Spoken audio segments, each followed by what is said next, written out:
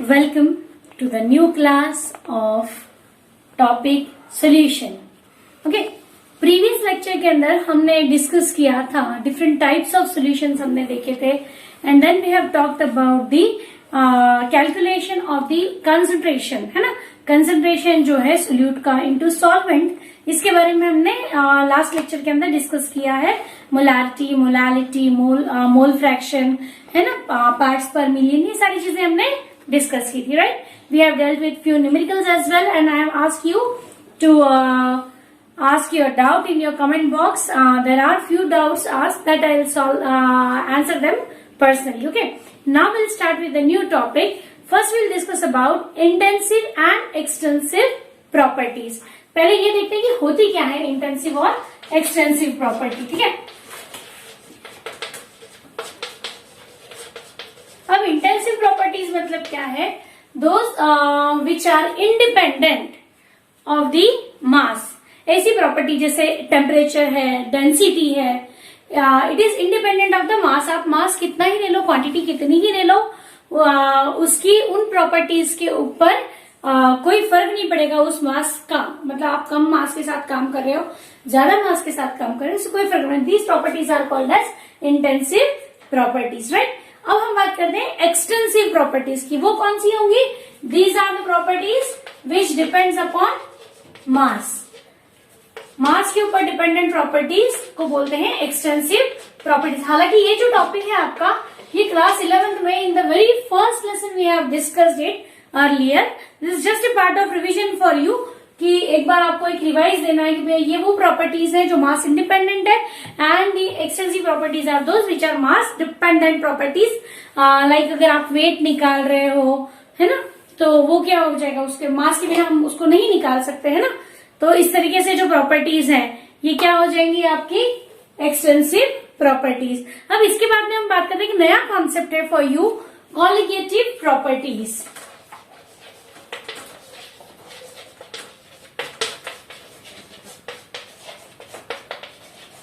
अब colligative properties में भी एक तरीके से मैं कहेंगे it is sort of A like extensive properties के अंदर ही आ जाएगा, लेकिन इसके अंदर क्या होता है, the number of particle is important. Number of particle present in the solution that is important, है ना। टोटल उसका जो एक्चुअल जो हमने नंबर लिया है वो इम्पोर्टेंट नहीं। अभी एक्चुअल नंबर और प्रेजेंट नंबर का क्या है फंडा, तो वो हम देखते हैं यहाँ पे कि कुछ जो मॉलिक्यूल्स होते हैं, कुछ कंपाउंड्स ऐसे होते हैं जो अपने सोल्यूशन में जाकर के क्या हो जाते हैं, डिसोसिएट हो जाते हैं, आयनाइज हो जाते हैं। कुछ ऐसे भी मॉलिक्यूल्स हैं जो बल्क में आकर के इकट्ठे ग्रुप बना करके बड़े बड़े पार्टिकल्स बनाते हैं। मतलब हम जितने नंबर ऑफ पार्टिकल सोल्यूशन में एक्चुअली डालते हैं वो हमेशा same. Suppose you have added 10 molecules of NaCl in the solution, तो वो 10 एज इट इज 10 पार्टिकल नहीं रहेंगे। What will happen that NaCl will get dissociated into Na+ ion, sodium ion and chloride ion. तो ये sodium ion और chloride ion का number कितना हो जाएगा, 20 हो जाएगा। 10 ions of sodium and 10 ions of chloride. इसका मतलब नंबर ऑफ पार्टिकल क्या हो गए भैया, डबल हो गए जितने आप डाले उससे। तो these are colligative properties are those properties which actually depend upon the number of particles in the solution, है ना। Here in this lesson we are going to talk about this majorly. हम इसी के बारे में ज्यादा बात करेंगे इस लेसन के अंदर, ठीक। अब इसके अंदर हमें 4 चीजें हैं। एक तो वेपर प्रेशर है, तो हम लोग वेपर प्रेशर के बारे में बात करेंगे, that is again dependent on the number of particles, है ना। उसके बाद में हम लोग देखेंगे elevation in the boiling point, boiling point का एलिवेशन देखेंगे। Depression in the freezing point है, तो that will talk about, and the osmotic pressure, ठीक है। ऑस्मोटिक प्रेशर हम लोग इसकी डिटेल आगे आगे देखते जाएंगे। मैं सिर्फ एक बेसिक इंट्रोडक्शन आपको दे रही हूँ कि कॉलिगेटिव प्रॉपर्टीज वो होती है जो पार्टिकल के नंबर पे डिपेंड करती है, ना कि मास पे एक्चुअली। क्योंकि जो मास हम डाल रहे हैं उसमें जितने पार्टिकल आप एज्यूम करते हो based on it's molecular mass, वो उतने ही सोल्यूशन में रहे ऐसा नेसेसरी नहीं होता है। Sometimes it is same. अगर उनका ऐसा कोई ब्रेकडाउन नहीं हो रहा है, कोई कॉम्बिनेशन नहीं हो रहा है, मतलब कॉम्पैक्ट स्ट्रक्चर नहीं बना रहे, तो उतने ही पार्टिकल्स रहेंगे, but it's not always true. तो फिर ये वो उन पे डिपेंडेंट प्रॉपर्टीज है कि कितने पार्टिकल्स हमने एक्चुअली सोल्यूशन के अंदर अवेलेबल किए हैं। तो क्या क्या है, वेपर प्रेशर हम लोग देखेंगे, देन बॉइलिंग पॉइंट देखेंगे, elevation in the boiling point, then freezing point, depression, and we'll talk about the osmotic pressure. So these are the colligative properties what we are going to discuss in this lesson in detail later. Okay, then before going for the further topics, we'll talk about the non-electrolytic solution. Electrolyte ये word शायद आपने पढ़ा हुआ है ना. Electrolytes क्या होते हैं? Electrolytes are the compounds which get dissociated in their solution. Solution में जो डिसोसिएट हो जाए वो इलेक्ट्रोलाइट हो गए. अब नॉन वोलेटाइल इलेक्ट्रोलाइट बोला. वोलेटाइल वर्ड मतलब क्या हो गया? विच गेट्स इवापोरेटेड इजीली, जिनका रेट ऑफ इवापोरेशन ज्यादा होता है वो सब्सटेंसेस को हम क्या बोलते हैं? Volatile substance. अभी हम क्या बोल रहे हैं? Non volatile. मतलब कैसा होना चाहिए? Which do not evaporate. Ionic compounds की प्रॉपर्टी हमने पढ़ी है सॉलिड्स के अंदर, तो they are non volatile in nature. And electrolyte, ठीक है, इलेक्ट्रोलाइट यानी again which gets dissociate into the ions. तो ये हो गया नॉन वॉलेटाइल इलेक्ट्रोलाइटिक सोल्यूशन है ना, solute which dissociate into the solution. अब क्या होता है कि ये नॉन वोलेटाइल बोला, हमको इसका इंपॉर्टेंस बहुत है क्योंकि क्या होता है कि हम लोग बार बार बात करें. अभी मैंने क्या कहा? कॉलिगेटिव प्रॉपर्टी में हमें सॉल्यूशन के अंदर क्या देखना है? Number of particles available. उन पार्टिकल की एक्टिविटी भी हमारे लिए बहुत इंपॉर्टेंट है क्योंकि क्या होगा कि अगर वोलेटाइल सब्सटेंस है, मान लो हमने किसी वोलेटाइल सब्सटेंस का सॉल्यूशन बनाया और अगर वो वोलेटाइल है तो क्या होगा? आफ्टर टाइम बीइंग, कुछ समय के बाद आप अगर उसको स्टैंडिंग पोजीशन में रखेंगे, some of the particle will escape from that solution and will go as a part of vapors. वो वेपर्स बनके बाहर निकल जाएंगे. मतलब क्या हो जाएगा? उनका नंबर ऑफ पार्टिकल सोल्यूशन में कम हो जाएगा. ठीक है. तो फिर इस वजह से क्या है कि यहाँ पे ये नॉन वोलेटाइल इलेक्ट्रोलाइट हमारे लिए बहुत ही इंपॉर्टेंट होते हैं कि यहाँ पे हम लोग जब सॉल्यूशन की बात करेंगे, solution of a solid into a liquid, तो normally what we will prefer is non volatile electrolyte as a solute, ताकि वो ना इवापोरेट हो, उसका रेट ऑफ इवापोरेशन भी नहीं हो. और इलेक्ट्रोलाइट्स अगर हैं तो क्या होगा कि डिसोसिएशन होगा. अगर नॉन इलेक्ट्रोलाइट लेंगे हम तो क्या होगा? हर चीज इंपॉर्टेंट है. अगर आपने नॉन इलेक्ट्रोलाइट लिया मतलब वो डिसोसिएट नहीं होगा. अगर आपने इलेक्ट्रोलाइट लिया मतलब उसका डिसोसिएशन होगा. मतलब आप एक वर्ड के ऊपर इंपॉर्टेंस है कि आपको क्या प्रोवाइड है इंफॉर्मेशन दी हुई स्टेटमेंट के अंदर, वो आपको ठीक से समझनी होगी. एंड देन ओनली अगर ऐसा होता, मान लो ये वोलेटाइल इलेक्ट्रोलाइट सॉरी वोलेटाइल होते नहीं, बट अगर वोलेटाइल सब्सटेंस बोला मतलब उसका रेट ऑफ इवापोरेशन ज्यादा है. नॉन वोलेटाइल बोला मतलब उसका रेट ऑफ इवापोरेशन कम होगा. केवल इलेक्ट्रोलाइट बोला मतलब which gets dissociated into cations and anions. Non electrolyte बोला means what? Which do not get dissociate into cation and anion. Compound है, मॉलिक्यूल है, बट उसका डिसोसिएशन नहीं होता है. That is called as a non electrolyte. ठीक है. तो हम सॉल्ट्स को हम एक्चुअली 3 कैटेगरी में डिवाइड करते हैं. ये अगर हमें समझना है तो हम सॉल्ट को 3 कैटेगरी में डिवाइड करते हैं. देखो यहाँ पे एक हो जाएगा तुम्हारा नॉन इलेक्ट्रोलाइट्स, एक हो जाएगा आपका इलेक्ट्रोलाइट्स. इलेक्ट्रोलाइट्स हम कॉमनली लेते हैं पहले. चलो सेकेंड कैटेगरी इज इलेक्ट्रोलाइट्स. फिर इसके 2 कैटेगरी हम लोग डिवाइड करेंगे. एक स्ट्रॉन्ग इलेक्ट्रोलाइट्स और दूसरा बोलेंगे वीक इलेक्ट्रोलाइट्स. देखना आप, है ना, इसमें भी डिफरेंस है. अब नॉन इलेक्ट्रोलाइट हमने बोला, इसका मतलब ये हुआ कि उसका डिसोसिएशन होना ही नहीं भैया. आपने अगर शुगर का सोल्यूशन बनाया है तो शुगर का जो फॉर्मूला है, मतलब कैन शुगर का सुक्रोज का बोलते हैं, तो C12H22O11 जो उसका मॉलिक्यूलर फॉर्मूला है वो एज इट इज ही सोल्यूशन में वो डिसॉल्व जरूर हो रहा है, उसके पार्टिकल्स अलग अलग जा रहे हैं, but as a whole molecule it is present in that solution. तो पूरा का पूरा मॉलिक्यूल वो अवेलेबल है, उसका डिसोसिएशन नहीं हुआ, उसे किसी भी तरीके के कोई आयंस नहीं बने, उसके टुकड़े नहीं बने, उसका एसोसिएशन नहीं हुआ, कुछ भी नहीं हुआ. वो as it is single molecules अलग अलग सोल्यूशन के अंदर हो गए. तो फिर इसका मतलब ये हुआ कि नॉन इलेक्ट्रोलाइट कैसा रहेगा? जिसमें नंबर ऑफ पार्टिकल्स चेंज होने वाले नहीं है. तो अगर ऐसे पार्टिकल्स का हम सोल्यूशन बनाएंगे तो वो जो हमारी कॉलिगेटिव प्रॉपर्टीज है उनका जो वैल्यूज होंगी दैट विल बी स्टैंडर्ड. है ना, क्योंकि जो एक्सपेक्टेड थ्योरेटिकल डाटा है हमारा, नंबर ऑफ पार्टिकल्स हम जितने डाल रहे हैं उतने ही पार्टिकल आपको सोल्यूशन में मिलेंगे, राइट। अब हम बात करते हैं इलेक्ट्रोलाइट्स की। इलेक्ट्रोलाइट बोला मतलब क्या बोला भैया, कैटायन और anion, positive ion and negative ion, इसमें इसका बेचारे का डिसोसिएशन हो जाता है, तो मतलब इसके क्या है, नंबर ऑफ पार्टिकल बढ़ गया। अब उसको समझते हैं, देखो कैसे। अब मान लो NaCl आपने वाटर में डाला है तो Na+Cl मतलब 2 आयन बन गए, ठीक है। लेकिन अगर आपने CaCl2 डाला, CaCl2, तो क्या हो जाएगा, एक तो बनेगा आपका कैल्शियम का आयन प्लस 2 बनेंगे आपके क्लोराइड के आयन, मतलब कितने हुए, एक्चुअली 3 आयन्स मिल गए आपको। एक मॉलिक्यूल प्रोवाइड कर रहा है 3 पार्टिकल, ठीक है। अब क्या ये हमें पता है कि 10 मॉलिक्यूल हमने अगर सोल्यूशन में डाले तो पूरे 10 के 10 ही डिसोसिएट हो गए? नहीं पता। उस पर बेस्ड ये क्लासिफिकेशन है strong electrolyte and weak electrolyte. देखो 100% और 0 ये कहीं भी नहीं होता है। फिजिक्स में भी हम पढ़ते हैं, केमिस्ट्री में हम पढ़ते हैं कि एक्सट्रीमिटीज कहीं नहीं है ना। परफेक्शन, आइडियल कंडीशन कहीं नहीं होती है। Real conditions are always different than that of the ideal theoretical conditions, ठीक है। अब स्ट्रॉन्ग इलेक्ट्रोलाइट बोला मतलब ये हुआ कि हम ऐसा एज्यूम करते हैं कि जितने भी अपने आयॉन्स हैं, जितने भी मॉलिक्यूल्स हैं, वो सारे के सारे डिसोसिएट हो गए।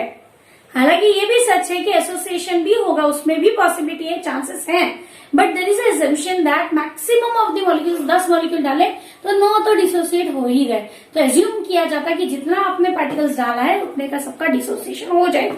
सो that is called as a strong electrolyte. और वीक इलेक्ट्रोलाइट कौन सा हो जाएगा, ऐसा सॉल्ट जिसके अंदर डिसोसिएशन कंप्लीट ना हो। इसके बारे में हमने क्लास 11th में पढ़ा है इसकी डिटेल कि ये डिफरेंस क्यों आया, वीक इलेक्ट्रोलाइट में कंप्लीट डिसोसिएशन क्यों नहीं हो रहा है। तो क्या किसी मॉलिक्यूल को पता है कि भैया मुझे डिसोसिएट होना है, दूसरे मॉलिक्यूल को पहले से इंस्ट्रक्शन दे रखा है कि भैया डिसोसिएट होना नहीं, बेटर है ना अपने मॉलिक्यूल बन करके, तो ऐसा तो कुछ है नहीं। तो फिर हो क्या रहा है, जो वीक इलेक्ट्रोलाइट है, like suppose we take an example of acetic acid CH3COOH, अगर हमने ये लिया है, इसको डिसोसिएट करने की कोशिश करते हैं तो ये बनता है CH3COO- NH+। इसमें ये जो है, ये बेचारा गरीब वीक होता है। वीक होता है मतलब ये अकेला रहना पसंद नहीं करता है। It has a tendency to get associated, मतलब ये चेंज कैसा हो गया आपका, रिवर्सिबल, राइट। तो इसकी टेंडेंसी है कि भैया फिर से H+ कहीं से मिल जाए तो मैं फिर से मॉलिक्यूल में कन्वर्ट हो जाऊं।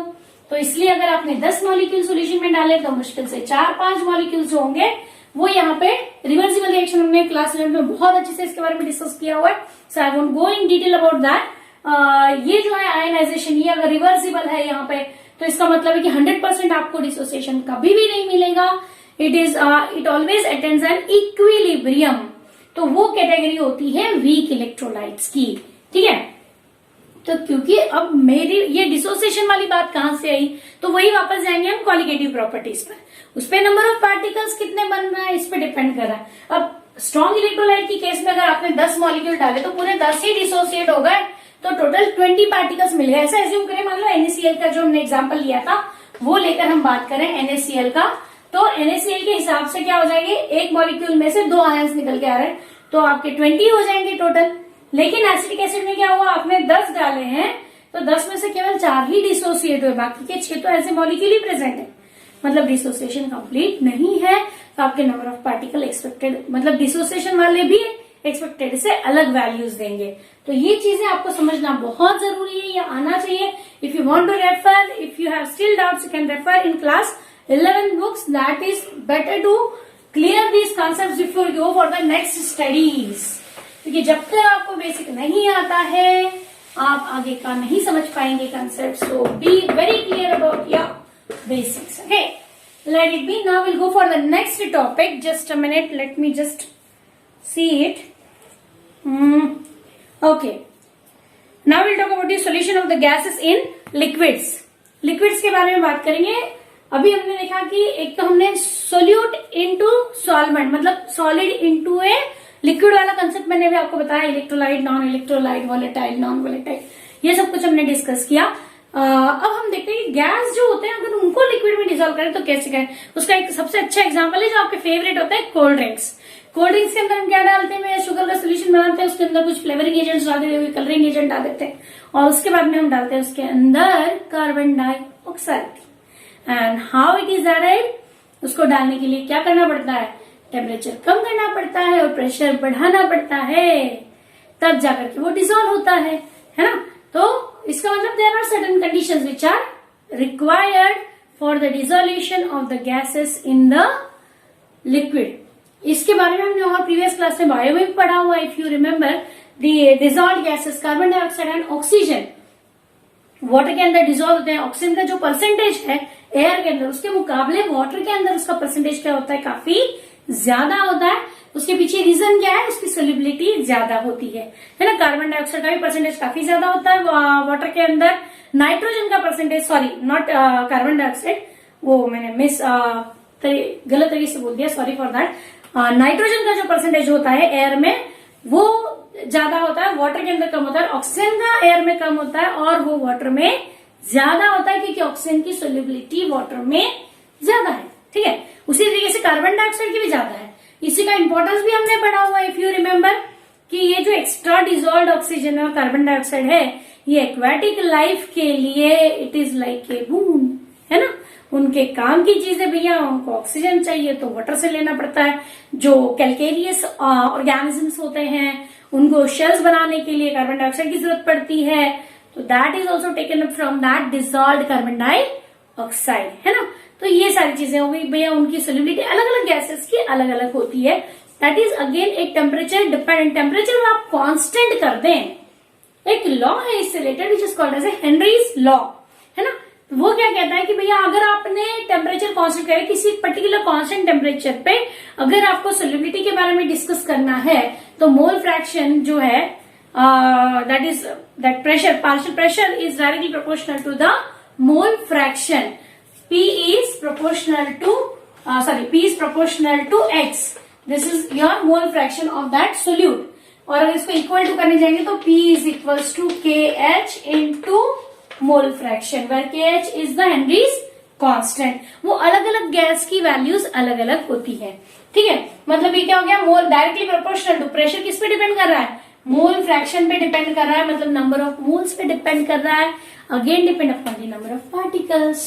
ठीक है, तो ये हो गया Henry's law. It depends upon कि हम लोग अगर टेम्परेचर कांस्टेंट कर दे तो किस पे डिपेंड करेगा उसका solubility, that will depend upon the pressure. आप प्रेशर बढ़ा दो तो सोल्युबिलिटी बढ़ती है, प्रेशर कम कर दो तो सोल्युबिलिटी कम हो जाती है। खोल दो कोल्ड ड्रिंक का बॉटल, क्या होगा, बबलिंग विल कम आउट। क्यों आई भैया, क्योंकि आपने प्रेशर रिलीज कर दिया, कम कर दिया, तो जो हमने फोर्सफुली प्रेशर डाल के गैस एक्स्ट्रा डिसॉल्व किया था वो क्या हो जाएगा, it will come out in its gaseous form and you will see the bubbles, है ना। तो इसका मतलब अगर हम लोग डीप सी में जाते हैं, आपको पता होगा डीप सी डाइवर्स जो होते हैं वो एक स्पेशल सूट पहन कर जाते हैं। उसके पीछे रीजन होता है ना, क्या होता है कि वो अगर अंदर अंदर अंदर जाते जाएंगे तो प्रेशर क्या होते जाएगा, वाटर का जो है वो बढ़ते चला जाएगा। ब्रीदिंग करते समय क्या होता है कि वो जब ऑक्सीजन लेते हैं, नाइट्रोजन भी अंदर जाती है डेफिनेटली, तो ये जो गैसेस है अंदर जाती है, लेकिन जैसे ही अगर सी डाइवर ऊपर की तरफ आने की कोशिश करेगा तो प्रेशर कम होते ही वो गैसियस स्टेट में गैसेस आ जाएंगी। और ऐसा अगर हो गया तो क्या होगा, मसल्स का बहुत पेन होता है। उसको अवॉइड करने के लिए क्या किया जाता है, नाइट्रोजन का जो परसेंटेज है, उनके पास जो गैस सिलेंडर्स होते हैं ना, उसके अंदर नाइट्रोजन का परसेंटेज जो है वो कम किया जाता है and instead noble gases are mixed, है ना, वो मिक्स कर दिए जाते हैं सो दैट वो तो डिसॉल्व होंगी नहीं, तो इस तरीके से वो जो प्रॉब्लम्स है that can be sort out, है ना। तो Henry's law has certain drawbacks कि ये जो लॉ है that is applicable to ideal gas only, है ना। आइडियल गैस और रियल गैसेस का डिफरेंस हमने पढ़ा हुआ है क्लास 11 के अंदर कि रियल गैसेस कौन सी होती हैं, जो जिनके बीच में फोर्स होते हैं ना, इंटरमॉलिक्यूलर फोर्सेस होते हैं, जो कि उस जो आइडियल गैस कंडीशन के अंदर वो नहीं माने गए हैं। तो आइडियल गैसेस ऐसा कर सकते हैं, हेनरीज लॉ को फॉलो कर सकते हैं as it is, but this law can be applied to the real gases when under very low pressure के अंदर अगर हम करें इसको, गैसेस अप्लाई करें तो फिर ये हेनरीज लॉ एप्लीकेबल होगा। इसके अलावा अगर हम बात करें कि ऐसी गैसेस जो सॉल्वेंट में जाने के बाद में उनसे रिएक्ट कर जाए, विच react chemically with the solvents, for them also this law can not be applied. उनके लिए भी हम अप्लाई नहीं कर सकते क्योंकि उसका केमिकल कंपोजिशन ही चेंज हो जाएगा। तो फिर हम जिस बात की मैटर की बात करें, पार्टिकल्स की बात करें, वो तो रह ही नहीं जाएंगे, तो फिर ये उसके लिए भी एप्लीकेबल नहीं हुआ। इसके अलावा अगर हम बात करें कि जो गैसेस होती हैं सॉल्वेंट में जाकर के डिसोसिएट हो जाए, आयोनाइज हो जाए, जैसे मान लो HCl गैस गैसियस स्टेट में है, HCl हाइड्रोजन क्लोराइड, तो वो एज अ होल मॉलिक्यूल है, लेकिन अगर वो वाटर में हम डिजोल्व करेंगे तो वो H+ आयन और Cl- आयन में आयनाइज हो जाएगा। तो ऐसी गैसेस के लिए भी हम ये लॉ एप्लीकेबल नहीं है, कर ही नहीं सकते हैं अप्लाई। तो केवल आइडियल गैसेस और real gases under low pressure, ये दो ही कंडीशन के अंदर हम हेनरीज लॉ अप्लाई कर सकते हैं। इसके बाद अपना जो अगला टॉपिक है दैट इज सॉलिड सोल्यूशन। अब सॉलिड सोल्यूशन में क्या है यहाँ पे कि सोल्यूशन ये वर्ड आते ही इस हमारे दिमाग में एक चीज आ जानी चाहिए कि होमोजीनियस होना चाहिए। होमोजीनियस मिक्सचर अगर है दो अलग अलग कॉन्स्टिट्यूएंट्स का, जिसका फाइनल स्टेट आपको सॉलिड मिलेगा, that will be called as a solid solution लिखना था यहाँ पे, सॉलिड सोल्यूशन। ठीक है, तो ये सॉलिड सोल्यूशन हो गया। अब इसके अंदर दो कैटेगरी दी है, एक तो है सब्स्टिट्यूशनल, है ना, और एक दूसरा हो गया इंटरस्टिशियल। पहली बात करें हम सब्स्टिट्यूशनल, नाम से ही पता चल रहा है हमें। सब्स्टिट्यूशनल सॉलिड सोल्यूशन मतलब फॉर एग्जाम्पल ऐसा लें कि भाई एक अपने पास सोल्यूट है जिसके ये पार्टिकल्स हैं जो directly attach to each other है ना, और इसमें से हमने कोई पार्टिकल्स को हटाकर कोई दूसरा पार्टिकल उसमें ऐड कर दिया, तो क्या हो गया, सब्स्टिट्यूट कर दिया। यहाँ जो जगह थी उसी जगह पे हमने दूसरा कुछ लाकर रख दिया, तो ये कौन सा हो गया, सब्स्टिट्यूशनल सॉलिड सोल्यूशन। एक दूसरा कैटेगरी है जिसके अंदर अपन बात करते हैं इंटरस्टिशियल। इंटरस्टिशियल वॉइड्स हमने लेसन नंबर 1 में पढ़े हुए हैं। तो इंटरस्टिशियल मतलब अगर मान लो अपन एग्जाम्पल के लिए ऐसा लें कि अपने पास ये ऐसा सॉलिड स्ट्रक्चर है और हमारे पास छोटे छोटे हाइड्रोजन गैस है या कोई छोटे और पार्टिकल्स हैं, तो वो क्या करेंगे, ये जो स्पेस है इधर इसमें आकर के फिट हो जाएंगे, राइट। तो ये हो गए आपके इंटरस्टिशियल सॉलिड सोल्यूशन कि आपका सोल्यूट जो है उसके इंटरस्टिशियल वॉइड्स के अंदर आपका सोल्यूट नहीं सॉल्वेंट, आपका जो सॉल्वेंट है उसमें आपके सोल्यूट पार्टिकल्स कहाँ जा रहे हैं, इंटरस्टिशियल वॉइड्स में जा रहे हैं, तो that will come under interstitial solid solution. ठीक है, इसके बाद में अपन बात करते हैं, अगला टॉपिक है अपना solution of a solid in liquid, है ना। तो अब सॉलिड इन लिक्विड की बात करें अपन,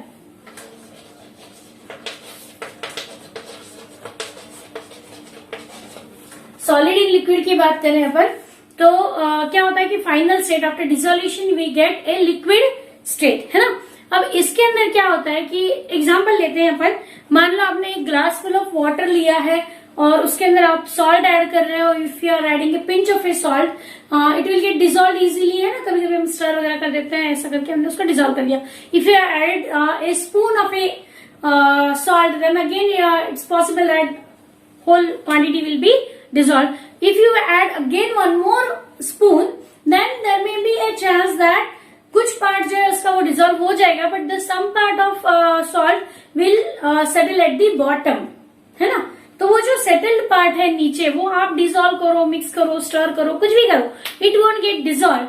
अब ऐसे सोल्यूशन को आप अगर फिल्टर कर दो और फिर आपके पास में जो क्लियर सोल्यूशन दिखाई दे रहा है, it is called as a saturated solution, जिसके अंदर आप कुछ भी क्वांटिटी सोल्यूट की और ऐड नहीं कर सकते, that is a saturated solution, है ना।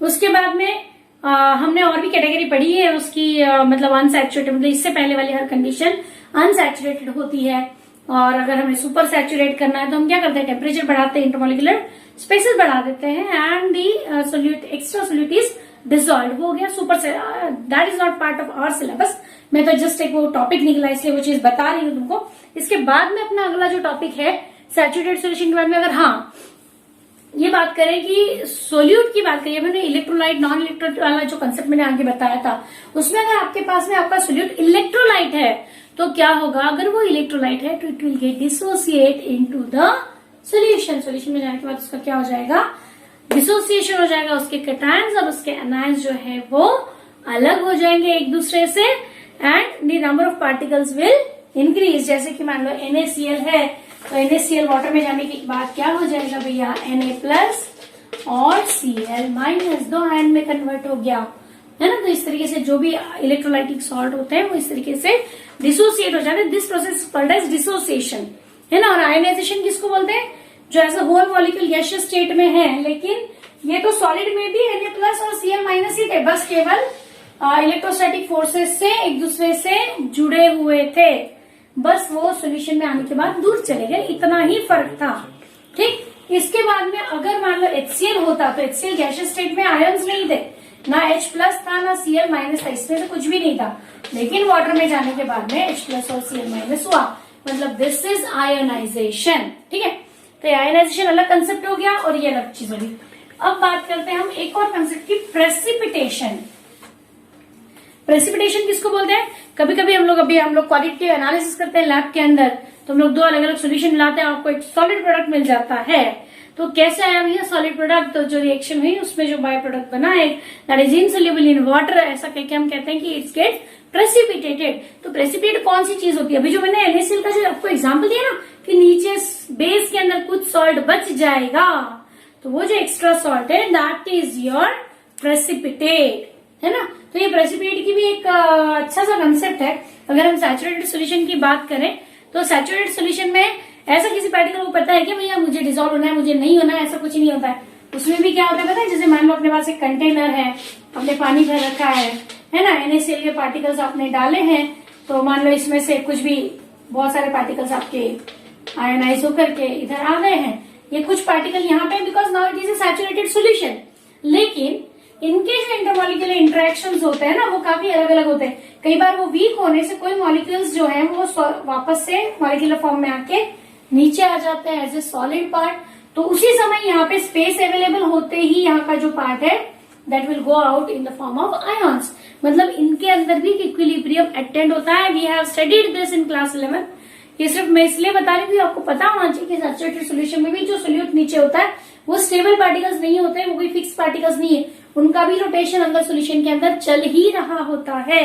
ठीक है, तो अब इसके अंदर डिसोसिएशन की बात करें हम लोग, अब डिसोल्यूशन की बात करते हैं कि डिसॉल्व होना यानी होना क्या है। एक्चुअली डिसॉल्व होना मतलब किसी भी सोल्यूट को अपने सॉल्वेंट के इंटरमॉलिक्यूलर स्पेसेस में खुद के लिए जगह बनानी होती है। अब ये जगह बनाने के दो रास्ते हैं अपने पास में, एक तो है डिसोल्यूशन,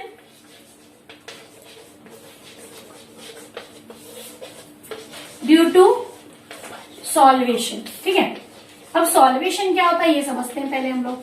अब सॉल्वेशन में क्या होता है कि एक सोल्यूट है आपका, उसके अंदर दो आयन से केटायन एनायन है। वाटर आपको पता है हम water as a polar solvent assume करते हैं, तो वाटर में क्या है, वाटर का मॉलिक्यूल ही ऐसा है कि उसका एक एंड पॉजिटिव टर्मिनल है, एक एंड निगेटिव टर्मिनल। उसके हाइड्रोजन वाले जो एंड्स होते हैं वो पॉजिटिव टर्मिनल होते हैं, ऑक्सीजन वाला जो एंड होता है वो निगेटिव टर्मिनल होता है। तो मान लो NaCl का मॉलिक्यूल है, आपने क्रिस्टल डाला है, ठीक है, ये क्रिस्टल है आपका। अब इसके अंदर ये Na के आयन्स है, ये Cl के आयन्स है, इस तरीके के आयन्स है। अब इसमें से Na आयन जब सोल्यूशन में जाएगा तो Na आयन क्या करेगा, Na ion will be surrounded by, ये क्योंकि पॉजिटिव है तो वाटर का जो निगेटिव हिस्सा है वो इस तरीके से इसको सराउंड करेगा और स्टेबिलाईज करेगा। देखो क्या हो रहा है, वाटर का निगेटिव हिस्सा मतलब ऑक्सीजन वाला जो पार्ट है वो इस साइड आ गया, हाइड्रोजन वाले हिस्से दूर चले गए और उसने Na+ आयन को पकड़ के रखा है, मतलब उसको स्टेबिलाईज किया। ऐसे ही अगर क्लोराइड आयन है तो क्लोराइड आयन का क्या हो रहा है, क्लोराइड आयन का भी वही है भैया हाल। क्लोराइड आयन है तो वाटर का पॉजिटिव हिस्सा हाइड्रोजन वाला पार्ट उसके पास आ जाएगा और ऑक्सीजन वाला हिस्सा बाहर जाएगा। तो इस तरीके से this chloride ion will also be surrounded by many water molecules in the same way. So this is what called as dissolution due to solvation. ये solvation का तरीका हो गया। And then एक और दूसरा जो तरीका है that is dissolution due to hydrogen bonding. ये तो आपको पता है भैया हाइड्रोजन बॉन्डिंग क्या होती है। क्या होता है कि वाटर मॉलिक्यूल के अपने खुद के हाइड्रोजन बॉन्ड्स होते हैं, राइट। अब देखो ऑक्सीजन है, ये दो हाइड्रोजन है ना। अब मान लो इधर अपन एक दूसरा बनाया ऑक्सीजन, ये है हाइड्रोजन अपने, तो ये हाइड्रोजन जो है इस ऑक्सीजन के साथ में क्या बनाएगा, हाइड्रोजन बॉन्डिंग। ये हाइड्रोजन किधर बना रहा है, इधर बना रहा है। इस तरीके से इंटरमोलिकुलर हाइड्रोजन बॉन्डिंग होती है। अब मान लो अपन ने इसके अंदर इथेनॉल ऐड कर दिया, तो इथेनॉल क्या करेगा, इथेनॉल भी इसके अंदर आकर के खुद के लिए जगह बनाएगा। देखो क्या करेगा वो यहाँ पे कि इन हाइड्रोजन बॉन्ड्स को तोड़ेगा। अब इथेनॉल मान लो C2H5OH, तो इसको हम कैसे लिखेंगे, ऑक्सीजन हम सेंट्रलाइज बना लेते हैं। ऑक्सीजन अपन ने सेंट्रलाइज बना लिया है यहाँ पे, ये मान लो OH है और ये C2H5, तो ये निगेटिव हिस्सा जो है वो इधर बॉन्ड बना रहा है, ये इधर बना रहा है। मतलब इथेनॉल ने वाटर के खुद के हाइड्रोजन बॉन्ड को तोड़ के अपने हाइड्रोजन बॉन्ड बनाए और इस तरीके से उसने क्या किया, खुद को इस स्पेसेस के अंदर एडजस्ट किया। तो ये दो तरीके हो गए डिसोल्यूशन के, एक तो डिसोल्यूशन ड्यू टू सॉल्वेशन, दूसरा हो गया dissolution due to hydrogen bonding. Okay, अब इसके बाद में ये चीज है कि भैया किस फैक्टर पे डिपेंड करता है, सोल्यूबिलिटी का रेट होता है। अलग अलग सब्सटेंस की डिसॉल्व होने की टेंडेंसी, कैपेसिटी भी अलग अलग होती है। दो चीजों पे डिपेंड करती है वो, एक तो nature of solute and solvent, दोनों का नेचर कैसा है, और दूसरा होता है टेम्परेचर। सोल्यूट और सॉल्वेंट के नेचर मतलब अपन ने एक कंसेप्ट अपने इसमें है कि लाइट डिसॉल्व्स इन लाइट, तो जो जैसा उसी में डिसॉल्व होगा, पोलार पोलार में होगा, नॉन पोलार में होगा। तो उसी तरीके से अगर आप एक ही जैसी चीजें डालोगे तो हो जाएगा डिसोल्यूशन। लेकिन अगर आपने चीजें अलग अलग डाली है, आप पानी के अंदर अगर तेल डाल दोगे तो पोलार के अंदर आपने नॉन पोलार चीज अगर डाली तो डिसॉल्व नहीं होगा, है ना, क्योंकि उनके बीच में इस तरीके की एसोसिएशन वाली जो टेंडेंसी है इंटरमोलिकुलर स्पेसेस में जाने वाली, वो है ही नहीं। तो इसकी वजह से वो डिसोल्यूशन नहीं होगा, या होगा तो भी बहुत ही कम लेवल पे होगा।